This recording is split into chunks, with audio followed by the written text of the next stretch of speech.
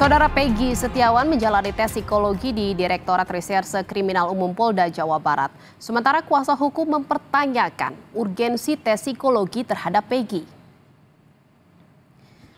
Peggy Setiawan alias Peron dibawa tim penyidik menuju Dirkrim Polda Jawa Barat pada hari Sabtu ini pukul 10:30 waktu Indonesia Barat. Sebelumnya, surat panggilan terhadap Peggy Setiawan diterima kuasa hukumnya pada 6 Juni 2024. Peggy Setiawan dijadwalkan melakukan tes psikologi 2 hari pada Sabtu dan Minggu.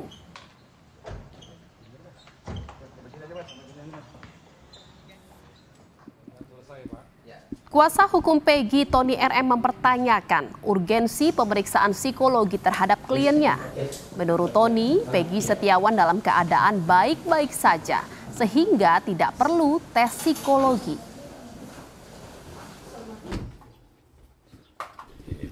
Ya, biasanya ya pengalaman saya, kalau pemeriksaan psikologis ya terhadap pelaku atau tersangka itu biasanya terkait jawaban yang berubah-ubah, misalnya kan. Nah, atau ada indikasi ini kurang normal misalnya kan. Tetapi sepanjang orang normal-normal saja kan, ya tidak perlu sebenarnya. Tapi makanya lebih jelasnya coba kami akan menanyakan apa sih urgensinya, kenapa harus diperiksa psikologisnya itu. Ya. 2 hari ya berarti ya Pak? 2 hari jadwalnya sih, Sabtu sama Minggu besok. Saudara, tersangka pembunuhan Vina Peggy Setiawan hari ini menjalani tes psikologi di Direktorat Reserse Kriminal Umum Polda Jawa Barat.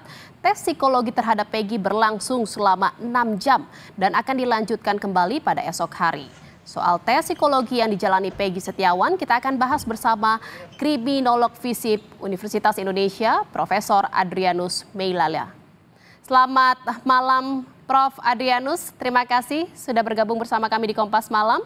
Prof, ini banyak pihak termasuk keluarga dan juga kuasa hukum Peggy Setiawan ini mempertanyakan apa sebenarnya urgensi dari tes psikologi terhadap Peggy Setiawan oleh penyidik. Sebenarnya apa yang ingin digali polisi, Prof, dari tes psikologi terhadap Peggy ini?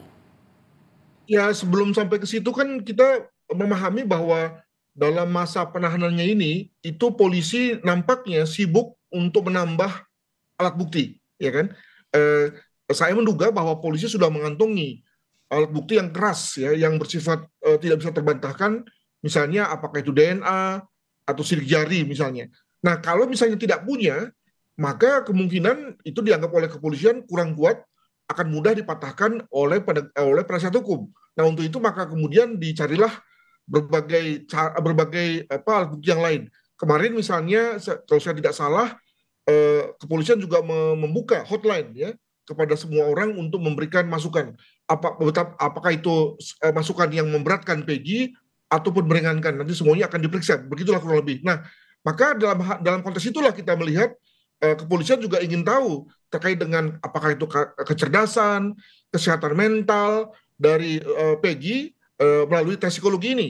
Bisa juga ingin diketahui apakah yang bersangkutan itu misalnya berbohong atau memiliki kecenderungan-kecenderungan tertentu, sehingga kemudian dengan mengadakan asesmen psikologi seperti ini, maka hal itu akan ketahuan. Moga-moga begitu. Artinya memang ada kurang bukti seperti itu dalam penanganan kasus ini hingga akhirnya Peggy dilakukan tes psikologi, Prof?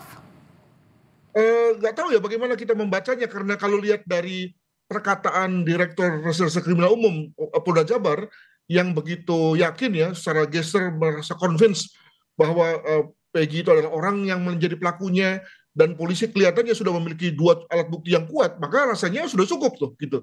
Nah, maka apakah ketika ada hotline yang dibuka itu adalah dalam rangka untuk sekedar ya merespons desakan publik, atau memang kepolisian sendiri yang masih memiliki kekurangan alat bukti, ya mungkin alat bukti yang ada dianggap sebagai kurang cukup. Jadi mungkin dalam hal ini mumpung karena toh Peggy ditahan dan sepenuhnya berada di bawah pengawasan kepolisian, maka juga lalu kemudian diadakan tes psikologi ini. Mungkin begitu. Tapi yang jadi pertanyaan ini sebenarnya tes psikologi terhadap tersangka kasus pembunuhan ini wajar dilakukan atau memang ini adalah kasus yang jarang atau tes yang jarang dilakukan?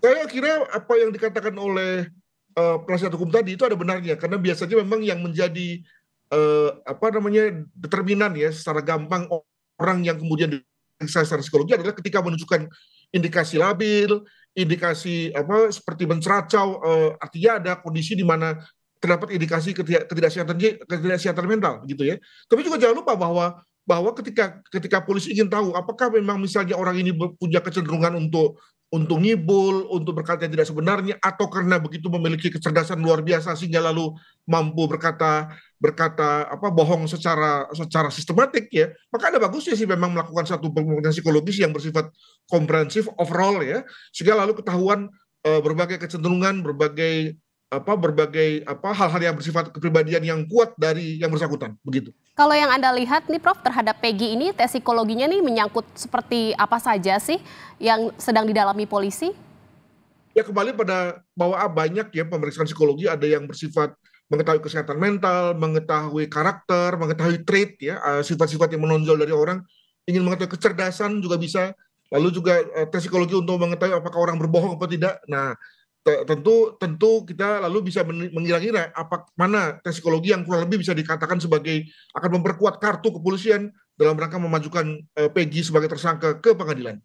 Kalau pandangan Anda ini tes psikologi terhadap Peggy ini sampai 2 hari, ini apa saja yang rangkaian tes psikologinya?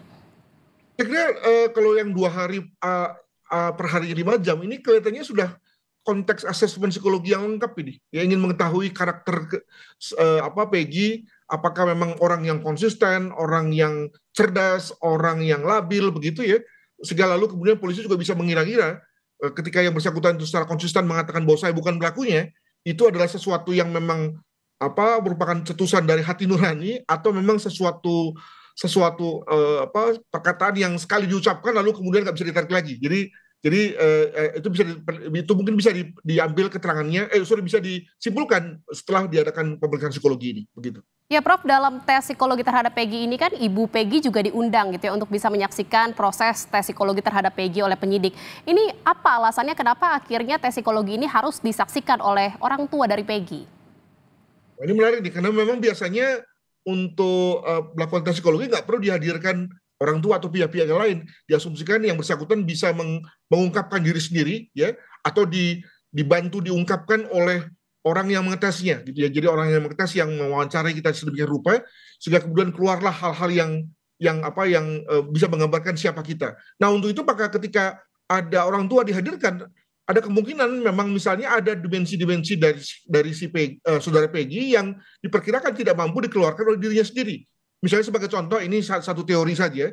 Misalnya teori tentang memori yang tertekan, repressed memory. Orang yang pada masa kecilnya mengalami satu kecelakaan, sakit luar biasa, atau mungkin juga mengalami abuse. Nah, untuk itu maka dengan bantuan orang lain bisa kemudian diceritakan tentang apa yang dialami oleh yang bersangkutan pada masa kecil misalnya, sehingga lalu makin lengkaplah gambaran profil kepribadian dari si Peggy ini. Mungkin begitu ya, karena lebih tepatnya tentu saya tidak tahu. Jadi butuh konfirmasi dari orang tua gitu ya Prof ya, bisa dikatakan. Apakah memang tes psikologi ini sama dengan tes kejiwaan yang biasa dilakukan polisi terhadap saksi ataupun tersangka dalam kasus-kasus perkara lainnya gitu Prof?